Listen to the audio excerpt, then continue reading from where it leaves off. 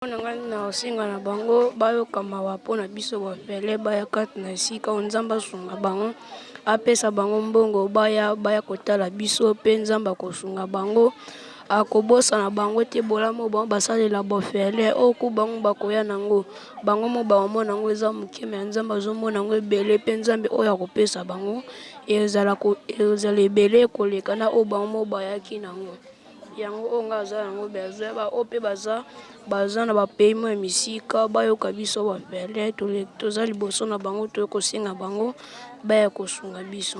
Orphelinat Bomoko, il change au moins 5 adresses parce qu'on est des locataires.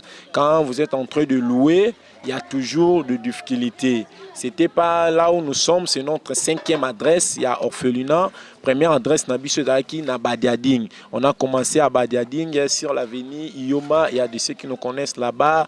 Là-bas, on a eu les difficultés. On a eu 2 difficultés. Un, d'abord, la maison était trop petite par rapport à nombre. Il y avait aussi difficulté de payer le loyer.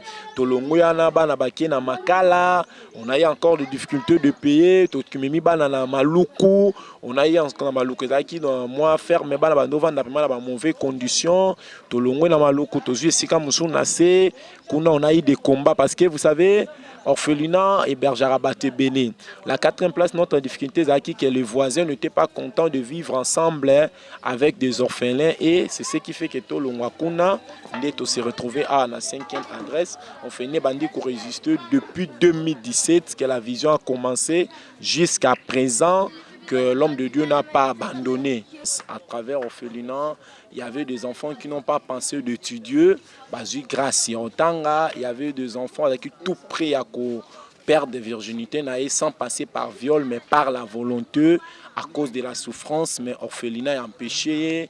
Il y avait aussi des enfants peut-être tout prêts à Koiba parce que le ventre affamé n'a pas d'oreille, mais à travers orphelinat est empêché. Et il y avait des enfants qui ont venu ici, Aïba qui même pas combo naé, comment écrire ça à travers orphelinat, l'élo a commis Moutou. Donc on donne la chance à Nabande Konabiso au Bazaki abandonné, oublié dans la société et biso to récupérer bango kotalisa bango que même sans le parent on peut réussir, même sans le parent l'homme peut vivre parce que moi nazara ya mama tangaza libumunaye mais lorsqu'abimi na mukili il a commis à mutunion. Alors Orphelinat Bomoko, nous avons des difficultés. Pesa mwana moko yetike sourire. Européen sourire partout les parce que son abanjo tangi la bino ba difficulté, te reçoit même 40 minutes pour expliquer chaque difficulté. Pour bien dire en grosso modo ou en bref, il y a toujours des difficultés. La difficulté oyo pour les solutions kakangaite avec yope mutolanda biso partout vous êtes, partout n'importe quel endroit où vous allez, toko sunga ba difficulté wana.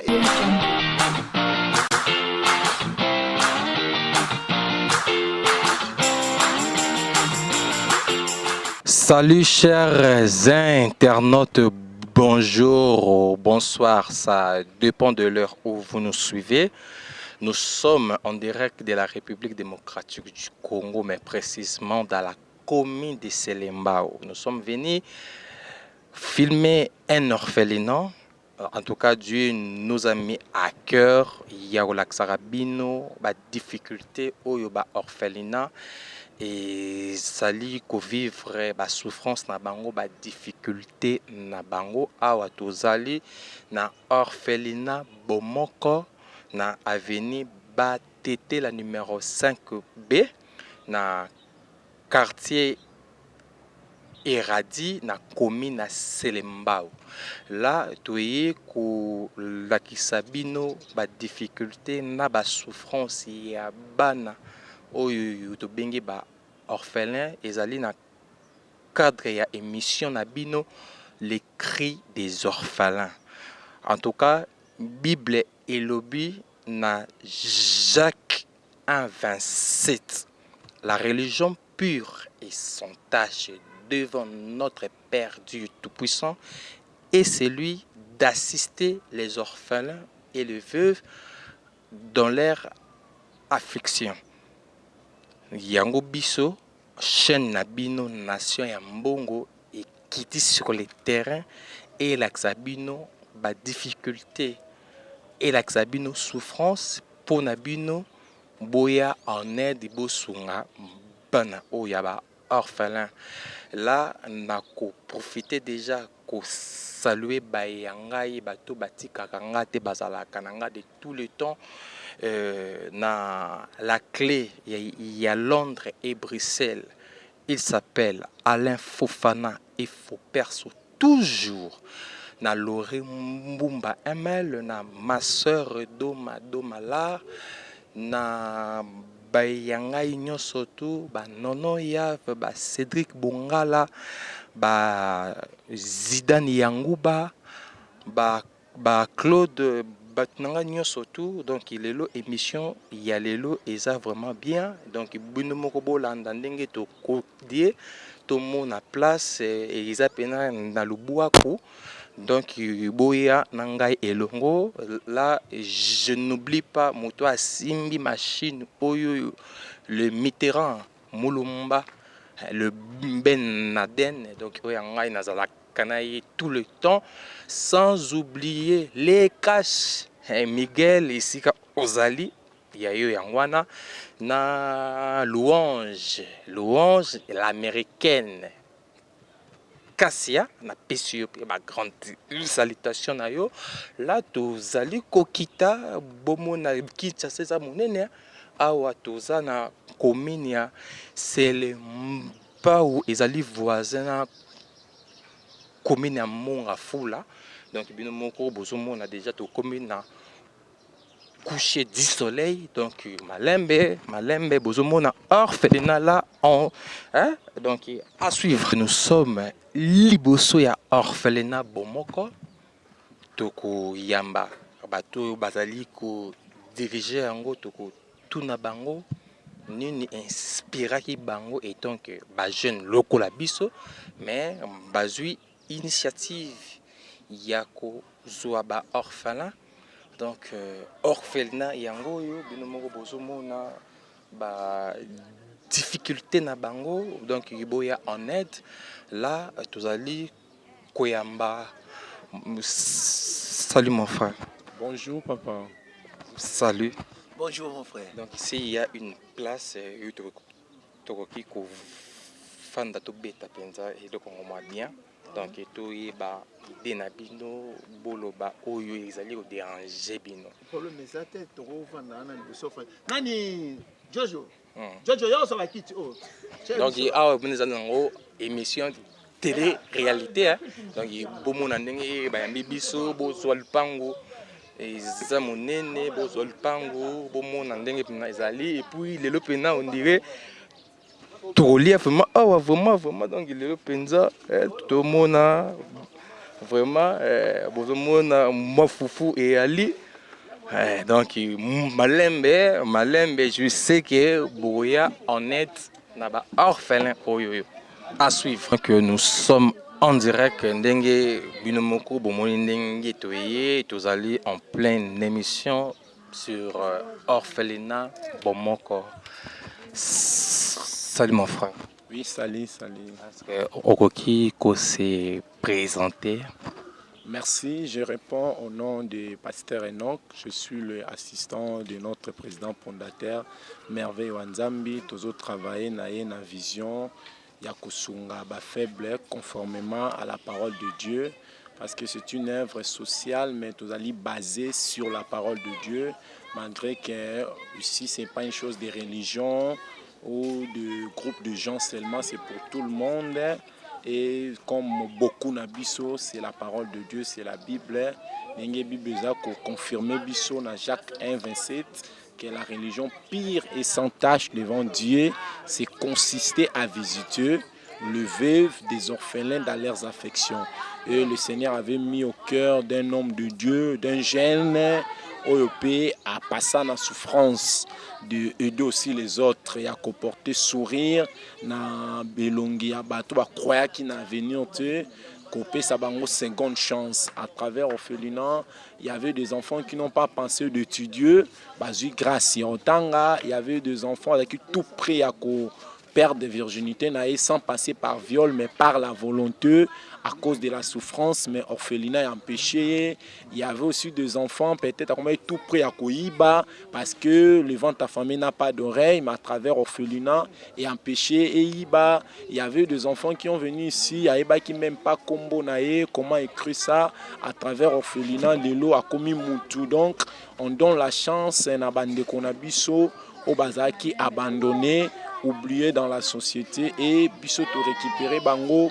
Kotalisa bango que même sans le parent on peut réussir, même sans le parent l'homme peut vivre, parce que moi nazara ya mama tangaza libumunaye, mais lorsqu'abimi na mukili il a commis à mutunion de dire que maman kokufa lelo, mais la vie continue. Il y a toujours des bonnes personnes à Kozoyo, et c'est la vision de notre président. Lorsqu'on a vu que cette vision était intéressante, de aider aussi des autres, parce que nous on nous a aidés, c'est pourquoi tu as qu'on taper la vision, qu'on soutenir Yango d'une manière, d'une autre, et on travaille en collaboration avec le président, avec des mamans, avec vous aussi, de journalistes, tout le monde qui écoute ces messages. Ah bien non, c'est intéressant aussi de venir aider, parce qu'il y a des enfants abandonnés, ils ont même la difficulté, ils ont tribu naïe, ils ont même la difficulté, ils ont âge naïe. Imaginez-vous, ce sont les deux choses faciles. Moi, je rencontre des enfants qui ont des parents, tu te poses des questions, ils ont joué 3 ans et demi. Mais il y a un enfant, tu te poses des questions, tu as quel âge à habiter? Alors, vivre en âge imaginaire, par rapport, il y a croissance, il y a développement, beaucoup de qui peut avoir 12 ans. Alors, c'est Dieu. Mais nous, on a porté quand même un fardeau, cette sourire-là, parce que je disais toujours aux hommes, la vie, c'est ça, opposition à Biloko. La vie peut t'imposer de réussir parce que tu es sorti de la famille. Malgré tout, papa obundo tanga, obundo lia, oye banzambe. Ndemo pe vie ko imposer okoma muyibi, okoma fazer, okoma kuluna, parce que tant on va na balabala, lelo oyiba te na tongo, mais na 12h oyiba parce que nzale kotio na 15h, et surtout les filles akoko yiba te, akote kama ite, et abandi ko sacrifier sexe nae. Mais à travers orphelinat, on a porté la joie, le fardeau à ces enfants vraiment oubliés dans la société congolaise, oubliés même dans la famille. À travers orphelinat, ils ont eu la chance, et moi je dis toujours, la vie a tant de réalité. Il y a des enfants qui vivent à l'orphelinat à Zosa, pourcentage plus que les enfants qui sortent à la maison. Je me pose des questions, comment lui dort à la maison avec des parents, là où il y a la courant, il y a tout, mais à 8 ans, on sous 50%. Mais un enfant qui dort à l'orphelinat, peut-être très beau, tu es dans 3e par rapport à âge. Bon, Monica, bon, moi, tu es dans 1er, tu es dans 3e, il n'y a pas un encadreur qui vient de donner des cours, mais vous êtes étonné, à la fin de l'année, à ça dit 70%. Pendant 2 mois à classe, il a maîtrisé à Bongi ses écritures. On est vraiment étonné, on comprend que non, Dieu n'abandonne pas. Il y a tant de surprises vraiment avec ces enfants. Ce sont des enfants merveilleux vraiment. Je vous encourage. Si vous avez aussi la vision de les enfants, en tout cas, vous ne serez pas déçus de un orphelin, parce que d'abord, Dieu n'est pas contre ça.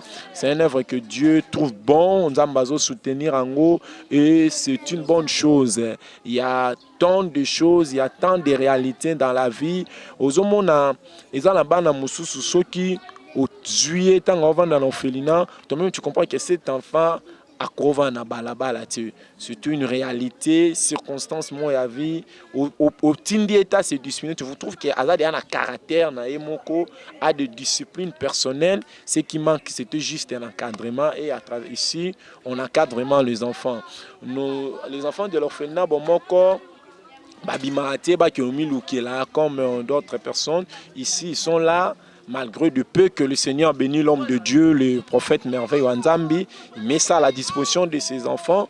Plus encore, il y a aussi des frères de bon cœur qui sortent dans la rue, dans des bus pour évangéliser, de chercher des relations, et à travers eux, les gens aussi viennent de visiter les enfants. Donc tout marche vraiment bien par la grâce du Seigneur. Et donc, ça fait déjà combien de temps ou bien des années au orphelinat au Ezali ko exister? Bon, depuis l'homme de Dieu a eu la vision de créer cet orphelinat, depuis la 2016 que le Seigneur avait parlé, qu'il faut au Sungab orphelin, et en 2017, il a mis la vision en pratique. Orphelinat, bon, moi, encore échangé au moins 5 adresses parce qu'on est des locataires. Quand vous êtes en train de louer, il y a toujours des difficultés. C'était pas là où nous sommes, c'est notre 5e adresse, il y a orphelinat. Première adresse, Nabiso Daki, na Badiading. On a commencé à Badiading sur l'avenue Ioma. Il y a de ceux qui nous connaissent là-bas. Là-bas, on a eu les difficultés. On a eu 2 difficultés. Un, d'abord, la maison était trop petite par rapport à nombre. Il y avait aussi difficulté de payer le loyer. Tolongoyana, Banabaki, na Makala. On a eu encore des difficultés de payer. Tokimimi, Banana Maluku. On a eu encore Maluku Daki dans moi ferme, Banabandova, n'a pas mauvaise condition. Tolongo na Maluku, Tozu, Sika Moussou Nassé. On a eu des combats parce que vous savez, orphelinat et Bergerabaté Béné. La 4e place, notre difficulté, c'est que les voisins n'étaient pas contents de vivre ensemble avec des orphelins et c'est ce qui fait que tout le Mwakuna s'est retrouvé à la 5e adresse. On fait une bandit qui résiste depuis 2017 que la vision a commencé jusqu'à présent que l'homme de Dieu n'a pas abandonné cette vision, donc on continue toujours. Awa sikoyo tuzi na mpanzi boye oroki ko se présenter et puis rôle na yo. Voilà, merci beaucoup, monsieur le journaliste. Je me présente, je suis Wanzambe Merveille Mokama, c'est mon nom. Donc Yonde. Wanzambe Mokama. Yonde, c'est un jeune, on dirait Yonangai, mais soit initiative, idée à jouer. Azanapi ni millionnaire, Azanaï simple moto, mais soit initiative à jouer, donc à jouer charge, la responsabilité, il y a orphelin là. Voilà, comme au lobby au Moko, vous venez de dire, donc je suis encadreur numéro 1, et orphelinat au Moko, Nasimanangai, il y a des gens aussi. Au Bapé Saranga Maboko, lokola pasteur Enoch, lokola maman Kadre, maman Nadine, lokola maman Colette, Bazana, ce sont des encadreurs Oyo, Bazalakana, Nakolamba, Nakosokolabana. Il y a aussi des personnes Oyo, Basungabiso, peut-être Basungabiso, ils sont là, on marche ensemble avec eux. Donc, pour être Moussala Oyo et Salama, et je sais vraiment, moi je suis comme Moïse, mais derrière moi il y a aussi des Josué, il y a aussi des Caleb, il y a aussi des gens au Bazana, Nakolamba, Maman Colette Falamba. Est-ce qu'il y a une rémunération à la fin du mois to Isaka Kamus Salamoro Salango gratuitement pour les orphelins? Bon, ceux qui te lobby, salaire vraiment, bon, bazabatu, bazabanda kuna bango, so baotika banda kuna bango, baoye na tongo, baotika banda baoye na tongo, baoye ko travailler, baoye ko sunga. Eza musala moko, eza na bolingo, pe andeyo ya bolingo lokola batika banda kuna bango, le pe on zamba ko sunga biso na maboko chaque fin de mois. Et moi motivation, donc motivation on a écouté kozangati tellement tikinda kolelo na Kinshasa wato koma mama zo sala papa zo sala soka loboko mo bon ça va boyem hein moi ana ikosunga ke sunga bango na savon na nina banda kuna bango, c'est ça un peu. Bosiko là donc ba difficulté nini oyoyo ozozwa ko en cadré bana oyoboye baza ba mineur. Bon na awawa il y a de quel âge et âge oyozwi bana oyo baza de quel âge et âge? Toza na âge ya muke eza ba mapasa wana pesaka bango yana bango tout ça va me passer. Voilà. Bébé, ça va? Voilà. Allez. Tout. Bonjour. Voilà. Bilomba na mukolo. Na yaya. on a ya. Voilà. Donc, Zavango, David Zavango. Zavango. Vous excusez-moi, ça dans la sens. Et Zanango, télé-réalité. Voilà. Donc, nous avons tant de difficultés. Bon, on a répondu à la question du Bosso. Bana Baza a Johanna Kino a âge 23 ans à 24 ans. Donc, tozana ya dit AWP, il faut banda kutu musala maboko, mais to singaka ba aide, tozana ba Yanemi, tozana ba ya Eldadi, il faut kuta bana masolo na ye, ya esthétique, mais il y a toujours pas de moyens. Il y a un baza awa, donc c'est ça un peu. Pour ce qui est difficulté nini ozozwa awa, est-ce que bozali na problème mai parce que on a vu bana bazo kende koluka mai musika kuna bazali komema na mutu naza moke ba difficulté nini orphelinat bomoko ezozwa. Nous avons tant de difficultés. Premièrement, au niveau ya bana, nous avons la difficulté d'abord chercher. Vous savez, qu'on s'engage bana boy, ou outil Mboka Polo, ou outil Maluku, ou outil Cité Verte, ou outil Boina Boy, baye place moko. Maintenant, première difficulté, baye na ba éducation na bango. Donc baye na ba éducation na bango, baye na ba vision na bango. Parmi eux, il y a aussi des gens au bazar serviteurs de Dieu. Oyo avant to banda ko te sengela iba sambela. Eza ba so ba bandi ba adoration awa. Donc tous en attend difficulté. Ba difficulté. Merci vraiment na ba difficulté tous en ngo. Un côté mai, deux côté ya kolia na lo bananu enza kolia parce que chaque jour balia ka 5 kilos sur mon corps. Et quand c'est 5 kilos sur mon, il y a 50 kg, il y a 25 kilos. Et quand ça la jour, mon andam, c'est moi le gros ça la 2 jours. Donc, il faut chaque jour, dans 30 jours, il y a plus ou moins 25 kg à l'os. 25 kg à l'os, il y a 15 sacs à ces mots. Donc, il faut avoir quelque chose pour balayer à toujours une bonne santé. Et de deux côtés en bango. Donc nous avons tant de difficultés, comme on dit que nakati orphelinat, il y a toujours des besoins. Bandeko obolanda biso partout vous êtes, n'importe quel endroit, nous vous disons que à l'orphelinat Bomoko, nous avons des difficultés. Pesa mwana moko yetike sourire. Européen sourire partout les parce que si on a banjo tangi la bino ba difficulté, te reçoit même 40 minutes pour expliquer chaque difficulté. Pour bien dire en grosso modo ou en bref, il y a toujours des difficultés. La difficulté oyo pour les solutions, kakangaité avec yope mutolanda biso partout vous êtes, partout n'importe quel endroit au Bozali, toroko sunga ba difficulté wana ezo solution. Vous savez, moi j'ai toujours l'habitude de konani ndoko mon lopoe. Vous savez, moi j'ai toujours l'habitude de dire aux gens que au monde bazaboye so na biso kaka mbongo muketo dépenser ya kolia lelo mades non monnaie, ça coûte peut-être 35 000.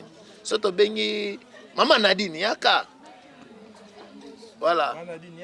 Ye aza Maman Nadine. Ye aza mutu oyo. Pomona munene nete boye. Aza mutu moko. Za mapesa ekimia mama bana. Ye aza Maman Nadine. Ye akoko beta biso masolo kolia a nengele kaka. Ndenge nini? Ye mutasimba nzungu. Ye mutasala wa wenze. Ye mutasala makambo ba mapa makambo na nyonso ye mutasalaka. Apropesa biso kaka prix ya ba mapa tongo na kolia ya tongo. En tout cas, eza passe makasi. Kolia awa na tongo ekutaka vraiment trop cher. Mapa tout ça commande il y a 20 000, 15 000 selon possibilité kaka ndenge nzamba kosala. Po bana balia bien mwana moko il faut aller lipa ya 300 francs.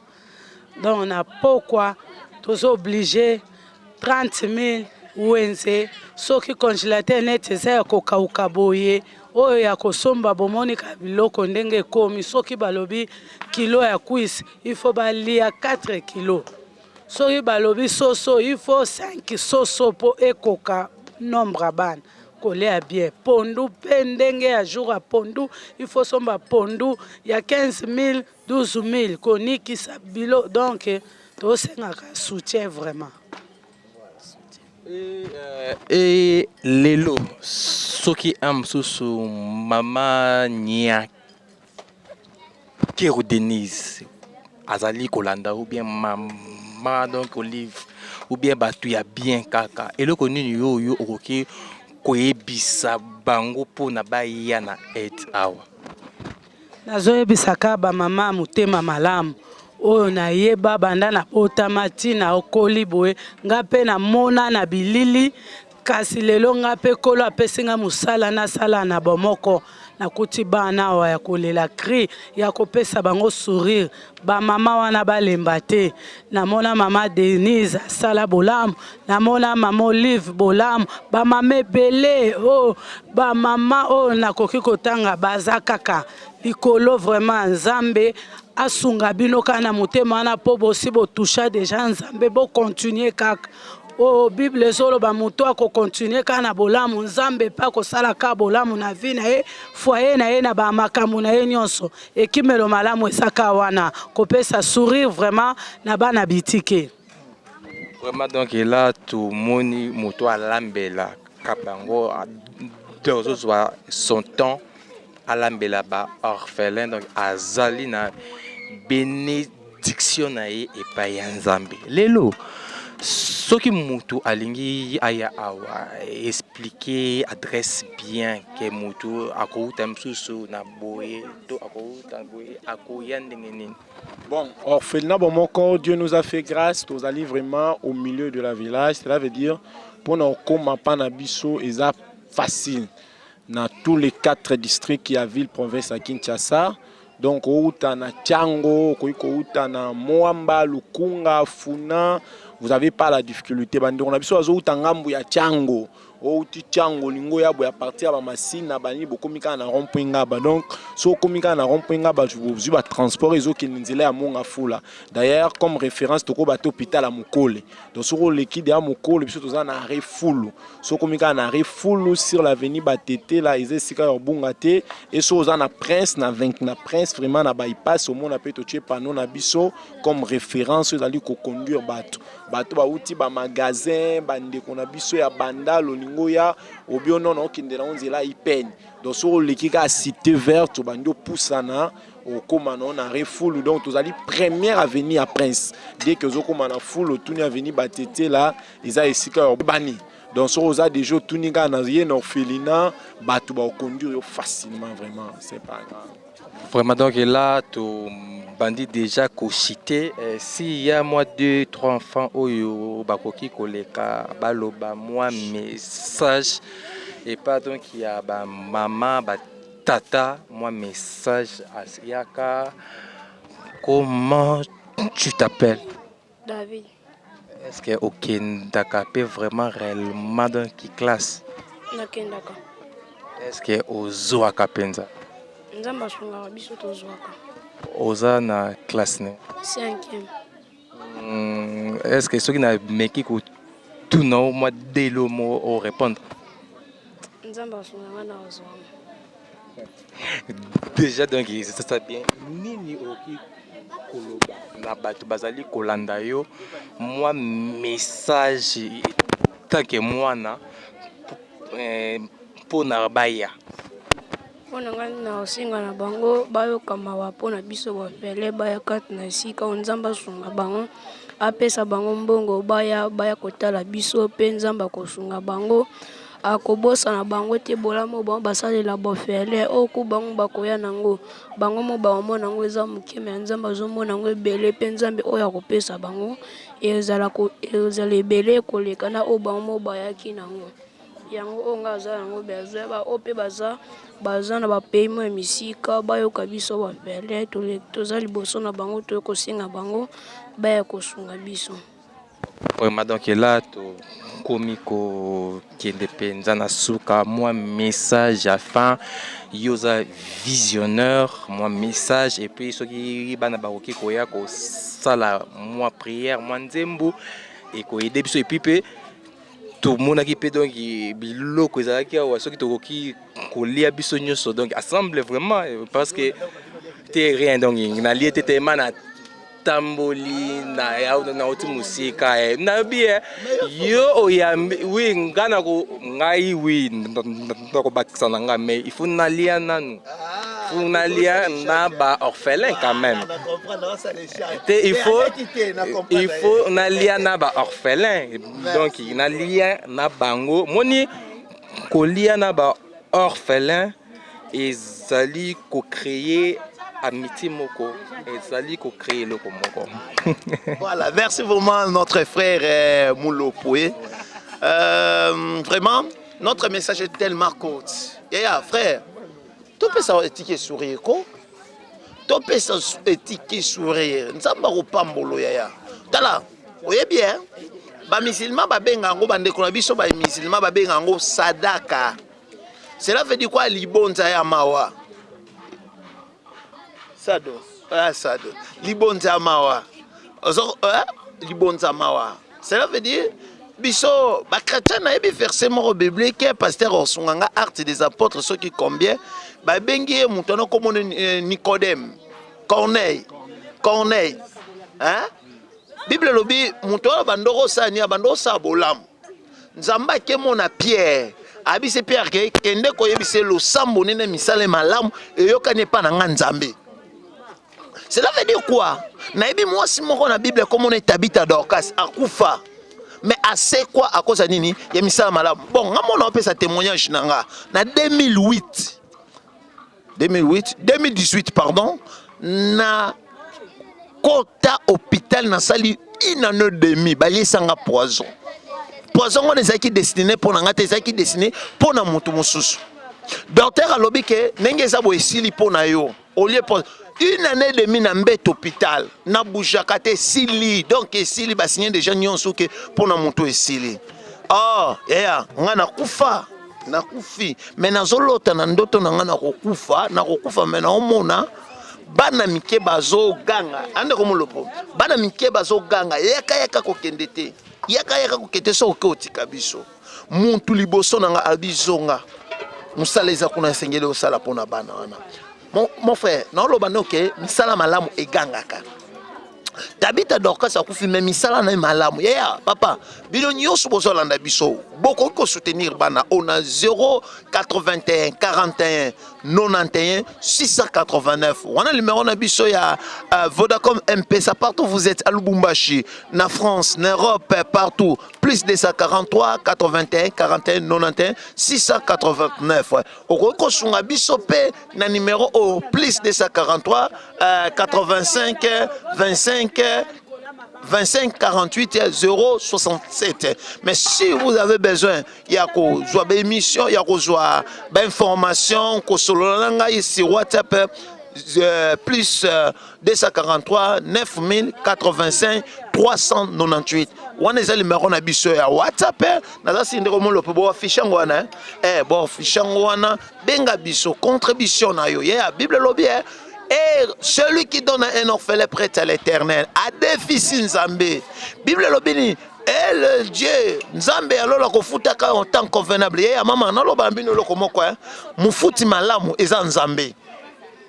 Nzambe soka lobi afuta yo papa Nzambe soka lobi afuta yo yebaka salaire wana ko umela Nzambe ko futa yo wana problème obota kate men Nzambe futi yo zui mwana maladie umela men Nzambe futi yo maladie wana isili Nzambe fongole liyo akosi ya bolamu yaya bolamu epola te yaya na lobano loko mo bolamu epola te sunga biso na avec $1 $2 na yo $5 no $1 na yo loso na yo ekoki ko sunga bana o pesa surina etike na plus 243 9085 398 plus 243 81 41 91 689 partout où vous êtes Sunga David un serviteur de Dieu un jeune pasteur comme notre frère il est un jeune pasteur tel que vous le voyez un jeune pasteur soka sambel ponayo soki a lobby ponayo au monde loko ekokisama il a un don mais ce que Satan démarche ni na sala qui manœuvre nini alunga qui détruit via David okamabiso na prière David muto okamabiso na prière David otina nzembo tokoyemba c'est lui le pasteur numéro 1 il y a orphelinat bomoko pasteur David lève-toi ah c'est lui Le pasteur, voilà. Merci beaucoup. Et combien est après? Le pasteur, c'est Nani, web serre, ndeko moi si, serre, Jojo, tellement. Ya otino, ye manze mo bien. Ya yote, serre. Donc il bon moi na nini ba orphelin bazali ko vivre ata moi ba pesa Yemana voilà akosala. Donc là donc bozo mona ndenge orphelin bazolia penza na se ata moi don ya ba mesa donc ya mabaya bokoketa non koya nango ba mesa wana donc ya mabaya bozo mona ba difficulté. Donc ici il y a la souffrance et la misère, donc surtout. Bon, là, nous donnons à l'homme de Dieu. C'est toi, Yemba, c'est biso d'adoration. Itaya Manzembo, Yemanzembo Motomo Milingi. Mon meilleur ami. Mon ami de tous les temps, toujours prêt à me consoler.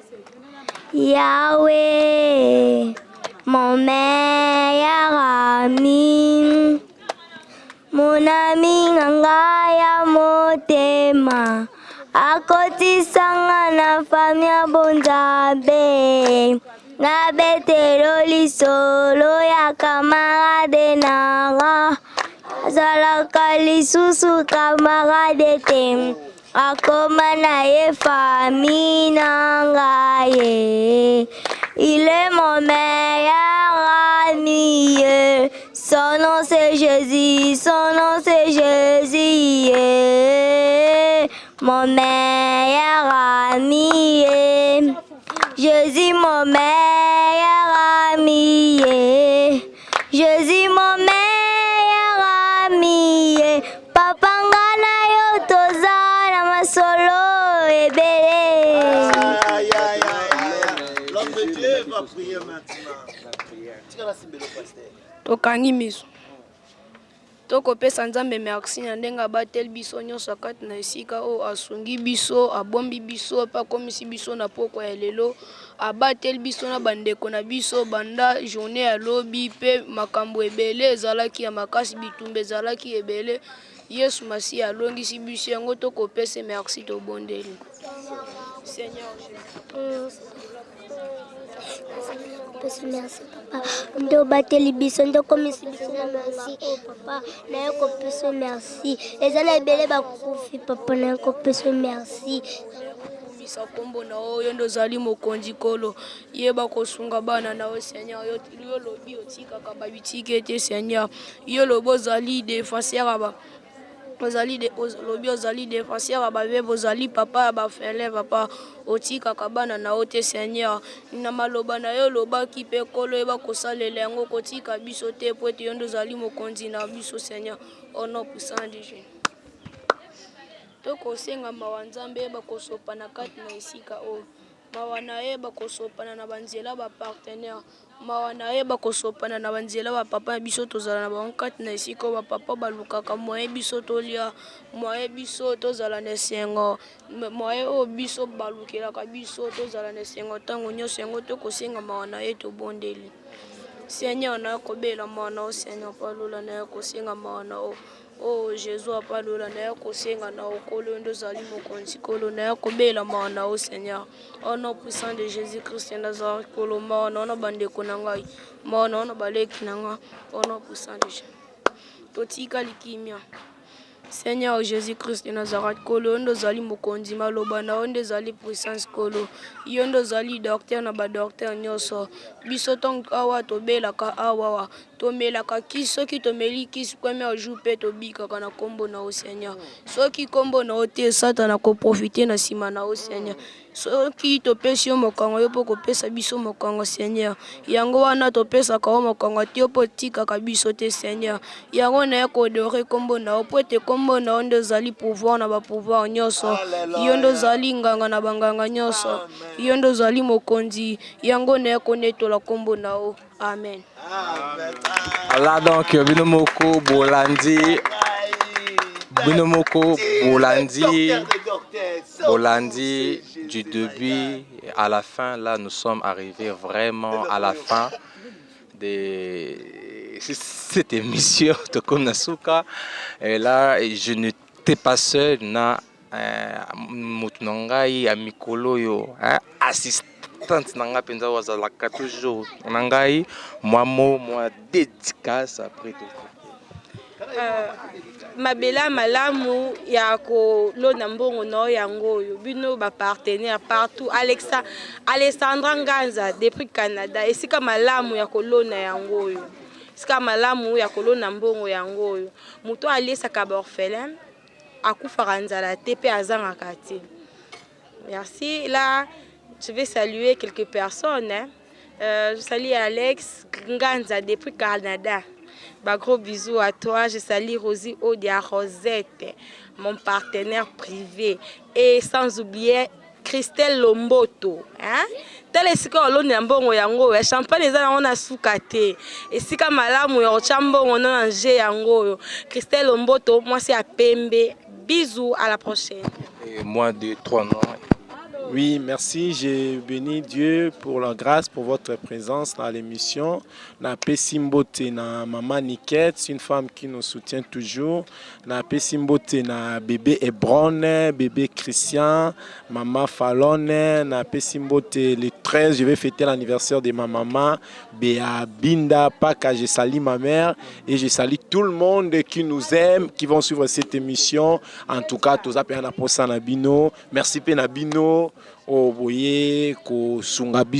on va parler beaucoup. Que le Seigneur soit béni. Vraiment, donc le visionnaire, moi des 3 ans. Voilà, merci beaucoup. Merci à vous tous qui nous suivent partout. Merci à vous. Merci vraiment à vous, Papa Alpha. Papa Alpha, Maman Sylvie. Vraiment, ko lembate na ko sunga toujours mon sala oyo. Nzamba pambola bino. Merci à vous, la sœur Johnny. Nzamba pambola yo, la sœur Johnny. Depuis la France, que le Seigneur vous bénisse, que le Seigneur vous bénisse, Papa Alpha. Papa Alpha, on a zolo Papa Alpha, Maman Sylvie. So côté dans donc au monde congélateur, ils ba on va sommer là-bas la boutique na TV ana. Au moins sur le loba na batangi classe, ils a grâce à Papa Alpha, Maman Sylvie. Donc bango vraiment te baza batu moko vraiment nzamba pambola bango. Nzamba pambola bino na KS sécurité nyonso, que le Seigneur vous bénisse. De bonnes choses. Alors donc nous sommes arrivés à la fin. Vraiment c'était un réel plaisir. Binomoko bomoni place orphelin Bazali Kolala boni vraiment place orphelin Bazali Kolala Boya en aide et aider vraiment très bien. Et là je dis un grand merci na groupe Nation et Mbongo TV batinanga surtout. Et puis là nazali komona le révérend Dan